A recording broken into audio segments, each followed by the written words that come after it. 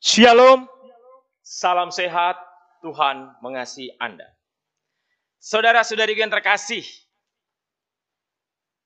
Yerusalem, Yerusalem, lihatlah rajamu. Yesus masuk kota Yerusalem, disambut oleh orang-orang Yerusalem pada waktu itu dengan kemeriahan luar biasa. Saudara-saudari yang terkasih, kalau kita merenungkan atau menggambarkan peristiwa Yesus masuk kota Yerusalem, disambut dengan begitu meriah, orang mengibarkan daun-daunan dan lain sebagainya, bahkan ada yang menghamparkan kainnya waktu Yesus naik keledai itu memberikan gambaran betapa Yesus sangat terkenal, sangat luar biasa, dan benar-benar dianggap Yesus itu pada waktu itu oleh orang itu sebagai raja. Tetapi ironisnya, beberapa waktu kemudian Yesus ditangkap, diadili, dan orang-orang berteriak juga, salibkanlah dia.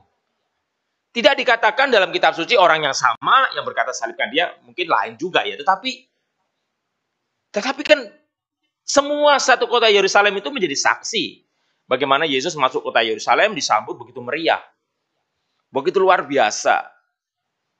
Gambarannya seperti bahwa Paus kita datang ke suatu daerah yang mayoritas Katolik misalnya, wah sambutannya begitu luar biasa. Saudara-saudari yang terkasih, ini yang saya kalau membayangkan, menggambarkan ini luar biasa bahwa Yesus disambut sebagai raja. Tetapi pertanyaan mendasarnya adalah apakah Yesus benar-benar meraja di dalam hidup kita? Kita yang kadang-kadang sulit move on, kita kadang-kadang sulit untuk bangkit dari kegalauan hidup, kita yang kadang-kadang sulit untuk sungguh-sungguh bisa menganggap bahwa Yesus itu adalah raja. Dalam bacaan kedua tadi, surat Rasul Paulus kepada jemaat di Filipi dikatakan bahwa Yesus telah berkenosis mengosongkan dirinya untuk menjadi seorang hamba, untuk memberikan penebusan bagi kita. Rasul Paulus memberikan gambaran yang luar biasa. Tetapi bagaimana kita bisa mengerti sungguh bahwa Yesus adalah yang meraja dalam diri kita, kalau kita tidak belajar, kita tidak akan mengerti kalau kita tidak belajar dari apa yang dikatakan Nabi Yesaya dalam bacaan pertama. Perhatikan Nabi Yesaya, setiap pagi ia mempertajam pendengaranku untuk mendengar seperti seorang murid. Tuhan telah membuka telingaku. Saudara-saudari, apakah diri kita mempertajamkan mata budi kita seperti yang dikatakan Nabi Yesaya dalam bacaan pertama, dan mempertajam telinga kita dalam hidup kita? Mengapa kita galau? Mengapa kita sulit move on dalam penderitaan kita? Mengapa kita selalu merasa sedih, merasa sendiri, sepi, merasa tak berarti? Karena mata, hati, telinga kita tidak dipertajam. Jadi yang dikatakan Nabi Yesaya itu benar. Tajamkanlah telinga, mata, hati, budi kita. Perhatikan baik-baik, Nabi Yesaya memberikan gambar yang sangat indah. Tuhan telah memberikan kepadaku lidah seorang murid. Wow. Supaya dengan perkataanku aku dapat memberi semangat baru kepada yang letih lesu. Supaya dengan perkataanku aku dapat memberikan semangat baru kepada yang letih lesu. Saudara-saudari, karena pikiran kita, hati kita, mata kita ditutupi oleh penderitaan kita sendiri, jadi kita merasa penderitaan kita ini yang paling berat sedunia. Berkali-kali kalau ada orang konsultasi dengan saya mengatakan, Romo, beban saya terlalu berat. Mungkin saya orang yang paling menderita sedunia. Dalam hati saya, nggak gitu juga, keles. Nggak gitu juga kali. Banyak orang yang lebih menderita. Saudara-saudari, sikap seorang murid adalah mengosongkan diri, artinya apa? Membiarkan roh Tuhan. Dan itu dicontohkan oleh Yesus dalam bacaan kedua surat Rasul Paulus kepada umat di Filipi tadi.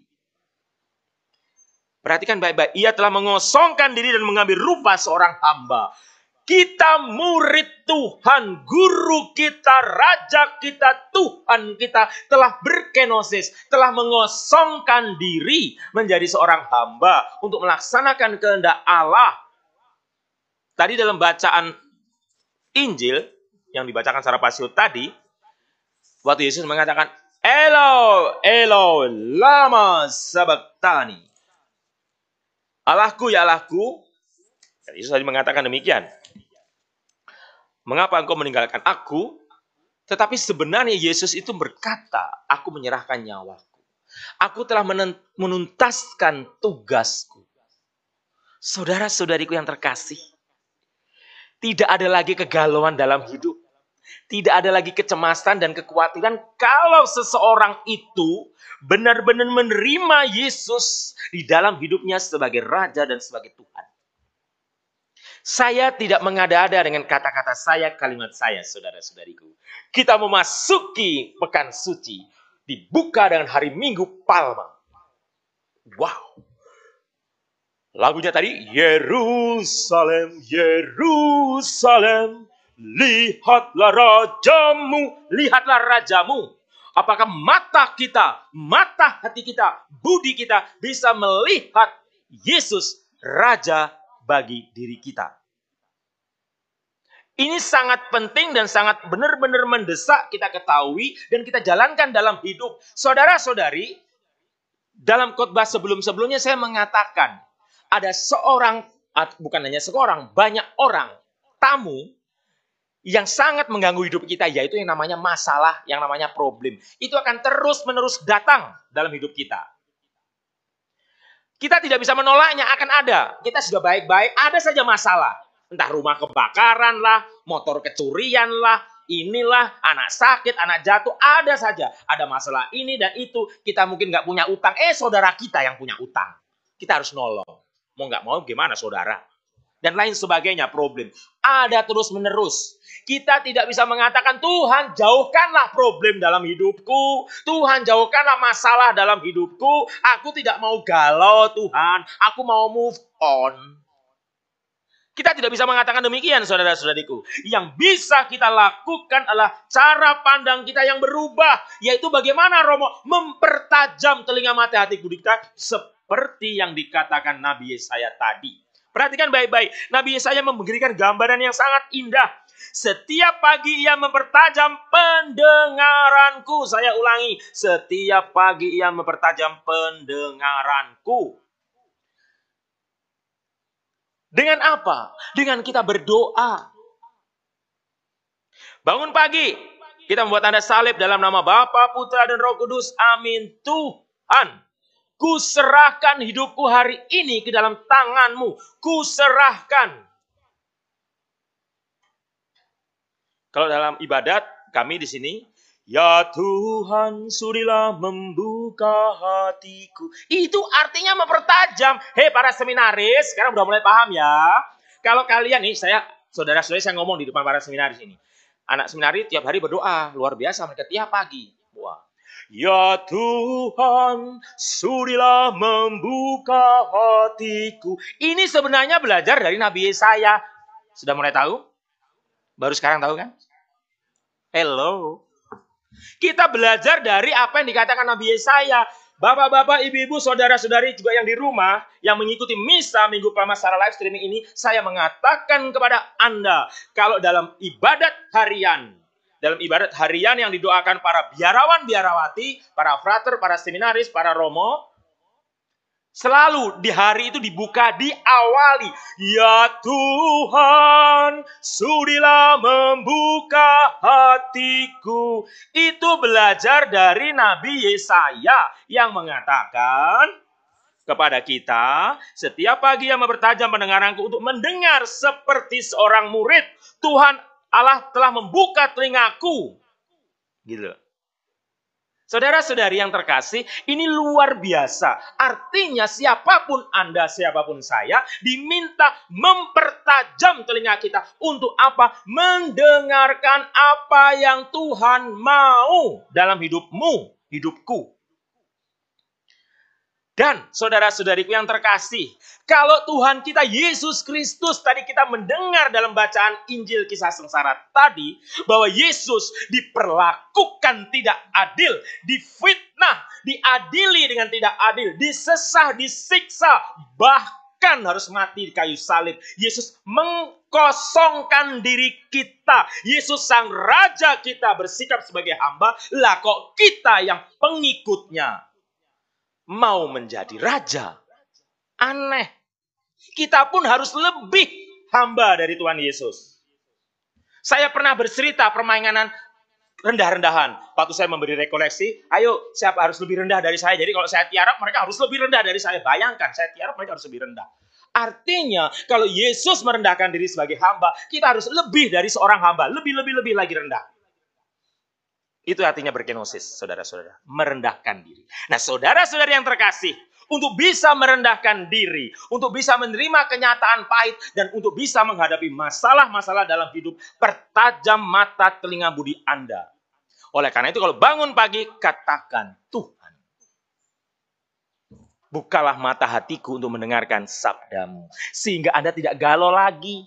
Kalau Anda melihat penderitaan itu bukan sebagai penderitaan, saudara-saudari. Anda melihat masalah itu bukan masalah. Serius, saudara-saudara. Anda melihat masalah bukan sebagai masalah.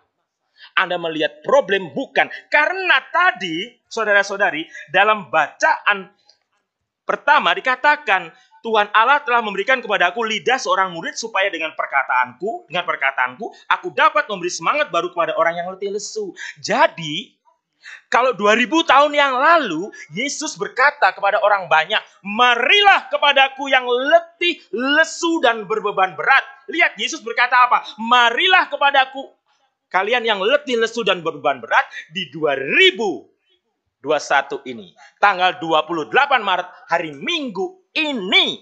Juga belajar dari apa yang dikatakan Yesaya, kita meminta Tuhan agar memberikan kepada kita lidah seorang murid, sehingga kita bisa berkata kepada saudara-saudari kita yang galau, yang letih lesu, marilah kepadaku.